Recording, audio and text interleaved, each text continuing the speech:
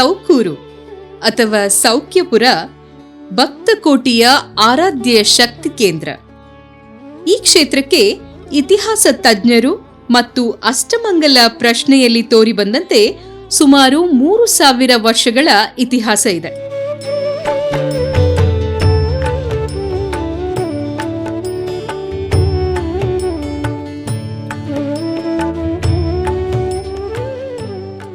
ಗರ್ಭಗುಡಿಯ 3 ದಿಕ್ಕಿನಲ್ಲಿರುವ ದ್ವಾರ ಮತ್ತು ತೀರ್ಥ ಮಂಟಪದಲ್ಲಿರುವ 4 ಕಂಬಗಳಲ್ಲಿ ಇರುವ ಶಿಲ್ಪಕಲೆಗಳು ಮತ್ತು ಸಿಂಹ ಇದೆಲ್ಲವನ್ನ ಪರಿಶೀಲಿಸಿ ಹೊಯ್ಸಳ ಚೋಳರ ಕಾಲದ ಶಿಲ್ಪಕಲೆಯನ್ನ ಸ್ಪಷ್ಟೀಕರಿಸುತ್ತದೆ ಎಂದು ತಿಳಿಸಿರುತ್ತಾರೆ.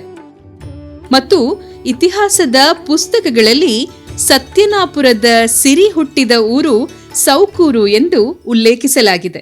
ಸೌಕೂರು ಕ್ಷೇತ್ರದ ಪರಮೇಶ್ವರಿ ಬೇಡುವೆನು ಕೊಡುತ್ತಾಯಿ ನೀ ವರವನು.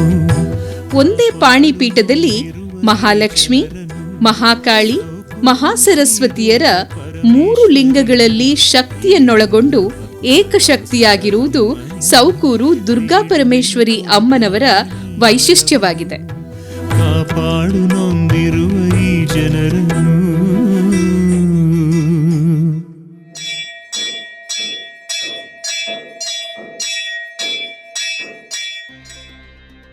ಸೌಕೂರು ಶ್ರೀ ದುರ್ಗಾಪರಮೇಶ್ವರಿ ದೇವಸ್ಥಾನ ಹಲವು ರಾಜ ಮಹಾರಾಜರ ಆಳ್ವಿಕೆಯನ್ನ ಕಂಡಿದೆ.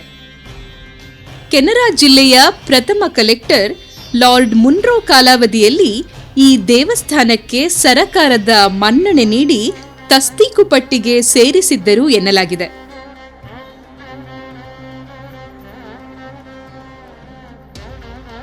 ಶ್ರೀ ಕ್ಷೇತ್ರ ಸೌಕೂರು, ಶ್ರೀ ಕ್ಷೇತ್ರ ಕೊಲ್ಲೂರು, ಶ್ರೀ ಕ್ಷೇತ್ರ ಕಮಲಶಿಲೆಗೆ ಅವಿನಾಭಾವ ಸಂಬಂಧ ಇದೆ.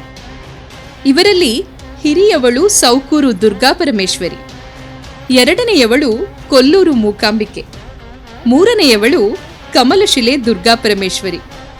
ಇದಕ್ಕೆ ಉದಾಹರಣೆಯಾಗಿ ಮಾಘ ಬಹುಳ ಮೂಲ ನಕ್ಷತ್ರದಂದು ಸೌಕೂರು ಮಹಾರಥೋತ್ಸವ, ಪಾಲ್ಗುಣ ಬಹುಳ ಮೂಲ ನಕ್ಷತ್ರದಂದು ಕೊಲ್ಲೂರು ಮಹಾರಥೋತ್ಸವ, ಚೈತ್ರ ಬಹುಳ ಮೂಲ ನಕ್ಷತ್ರದಂದು ಕಮಲಶಿಲೆ ಮಹಾರಥೋತ್ಸವ ನಡೆಯುತ್ತದೆ.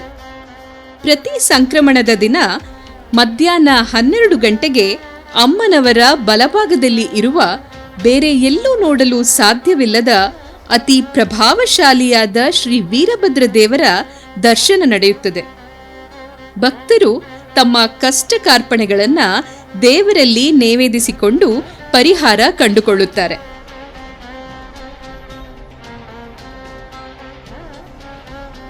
ಭಕ್ತರು ಶ್ರೀ ದುರ್ಗಾಪರಮೇಶ್ವರಿ ಅಮ್ಮನವರಿಗೆ ಪ್ರಿಯವಾದ ಹರಿವಾಣ ನೈವೇದ್ಯ, ಹೂವಿನ ಪೂಜೆ, ಸರ್ವಸೇವೆ, ಹಾಲು ಪರಮಾನ್ನ, ರಂಗಪೂಜೆ, ಪುಷ್ಪರಥೋತ್ಸವ, ಚಂಡಿಕಾ ಹೋಮ, ಚಂಡಿಕಾ ಪಾರಾಯಣ, ತುಲಾಭಾರ ಸೇವೆ, ಅನ್ನದಾನ ಸೇವೆ, ಯಕ್ಷಗಾನ ಸೇವೆ ಇತ್ಯಾದಿಗಳನ್ನು ಮಾಡಿಸುತ್ತಾರೆ.